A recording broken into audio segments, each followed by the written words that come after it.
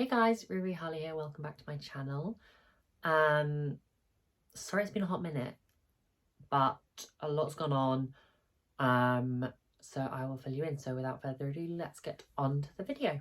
So first and foremost, I'm not in a living rehab centre, as you can clearly see. I was due to go to one and all systems were a go, but they called 4 o'clock in the evening or the afternoon the day before I was due in and said, yeah, we've had a chat with the team and she's too complex for us. And we were all just like, wait, what? And they're like, yeah, she's too complex for us, so we can't take her. So that screwed things up royally. So my parents had to rush around to speak to some to a local rehab clinic who do outpatient work only, and get them all sorted and get them teed up and, you know, all organised. So, but my parents were going on holiday for their annual Mauritius trip. Yeah. So then it was a mad dash rush to go, what's going to happen to Ree? Like, do we need to cancel the holiday? And I was going, no, don't cancel the holiday, like, do something else. And in the end, some family friends, our family's best friends, I've grown up with their children, I've known them all my life, they offered to come and stay with me and to be there for, like, for physio appointments and all that malarkey, which is amazing of them. And my parents are back home now, but I'm incredibly grateful for the 2 weeks that they sacrificed to look after me, and I'm not the easiest patient. But anyway, onto the physio side of things. So I started with 5 therapists: neurotherapist, physiotherapist, hydrotherapist, cognitive therapist, and psychotherapist, which is separate to everyone else. We'll just ignore the psychotherapy bit for a minute. But I've been with the neurotherapist for 3 weeks, seeing her twice a week. I now no longer need to see her because she helped me, like, walk up the stairs, like learn to walk again, and then to walk up the stairs, and then to walk up the stairs without crutches, walk up the stairs without a walking stick, etc. So now I can, like, move freely without any support for short periods of time. But I no longer need to see her. The physiotherapist I'm still working with, I've seen her 3 times maybe. Yeah, 3 times. She's amazing, and the neurotherapist was also amazing, but the physiotherapist is equally as amazing. Yeah, she works on my body, like, on any like, she does soft tissue work, she also does, like, movement exercises with me, all sorts. So I'll continue to see her for a little bit. The hydrotherapist I've got coming up, I'll have 1 session before Christmas, and I'm a bit nervous on the hydrotherapy, so I might not do it after Christmas, we'll see. And then the cognitive therapist I've seen once, and she helped me realise some quite scary facts. Like, she said to me, what was the last thing you remember before the accident? I said, oh, well, I went on a date. And she said, okay, do you remember that, or were you told that? I was like, well, I was told that. She was like, okay, what do you remember? And I had to really think, and I've lost about 2 months worth of memories. The last thing I remember is just before my holiday to Portugal. And I can piece things back together from what people have told me, from watching old videos, from all manner of things. I can piece it together, but what I actually remember is very different. And that's to me, it was quite scary, because I was like, shoot, I've lost 2 months worth of memories and I might never get them back. And then there's big gaps, like, in my history, like my older memories going back even further than that. There's big gaps in them, so my memory's a bit spotty. But she did some tests on me.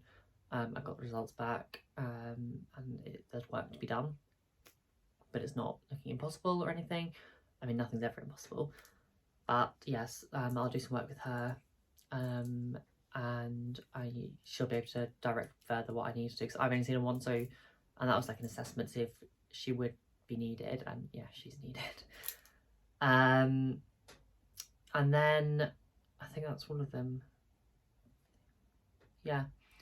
But, you know, it's weird, because You know, I now can walk in heels again. That's the big thing for me.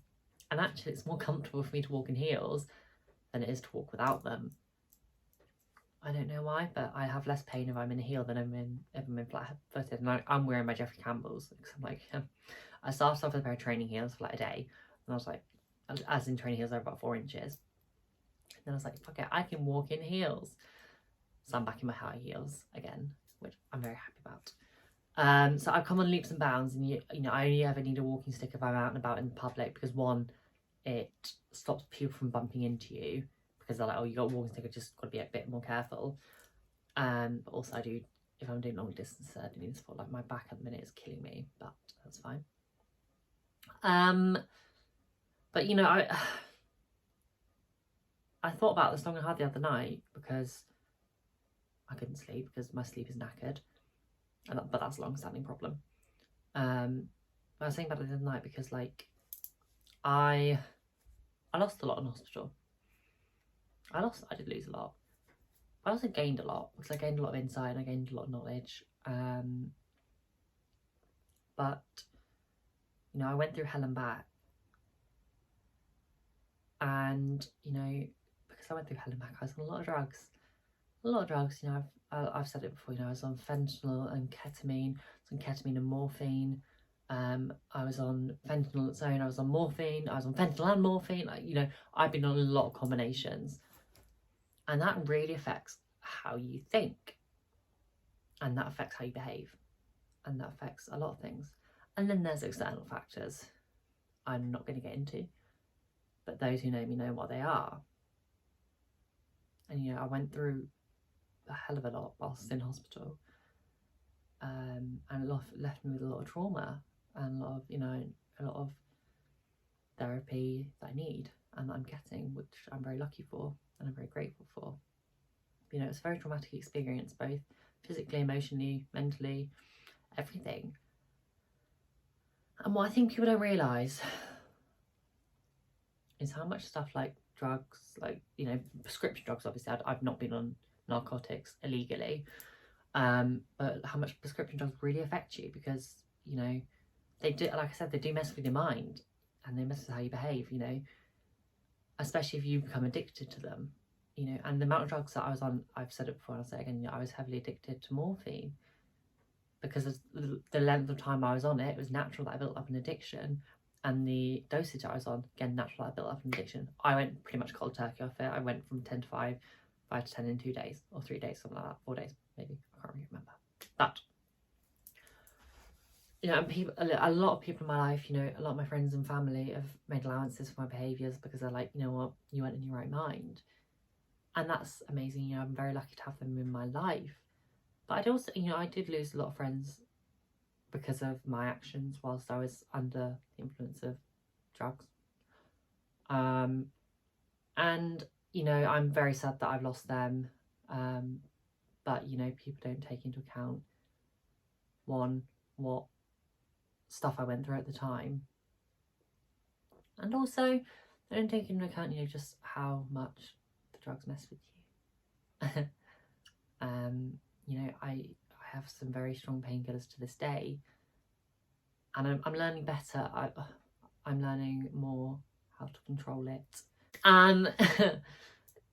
You know, I have to be careful with these things because, you know, I lost a lot of friends because I lost my temper with them. But, you know, there's also elements of it which I'm not going to disclose because I do, you know, it's stuff that happened to me personally, and I don't feel comfortable disclosing it right now. Maybe in the future I will, who knows. But, you know, there were certain factors that dictated what I said and what I did. And, you know, I was in self-preservation mode. And, yeah, it happened. So, you know, not a lot I can do about it now. But yeah, like I said, my friends and family have been amazing with, like, you know, just keeping the straight and narrow, helping me check in with myself and going, and they're like, you're being a bit out of order. Anyway. But yeah, sorry, it's been a bit jumpy, this video. My thoughts are very scrambled. And I'm in a lot of pain right now with my back. But anyway, so yeah, that all happened. But I'm on the right road to recovery. I still am in a lot of pain a lot of the time. I mask it for the sake of others quite well. But not like, you know, most of the time I see through it, but other times I'm just like, I'm going to be sick from pain. I need to lie down right now, which I probably should be doing right now. But yeah, that's, you know, everything's going on in my life. You know, my parents are back from holiday. They had a lovely time. And yeah, we're just getting along. One of the other things that the cognitive therapist went through with me is like I had to like remember stuff, like she'd say like a list of words, like 15, I don't know, I can't remember how many. And within 2 minutes, like she'd like be like, she'd read them and then she's like, okay, say back to me as many as all of them that I said in any order you want, but say them back to me as many as you can remember. And I'll get like 3. Whoops. So I'm not doing very well on the old memory, but number wise I'm good.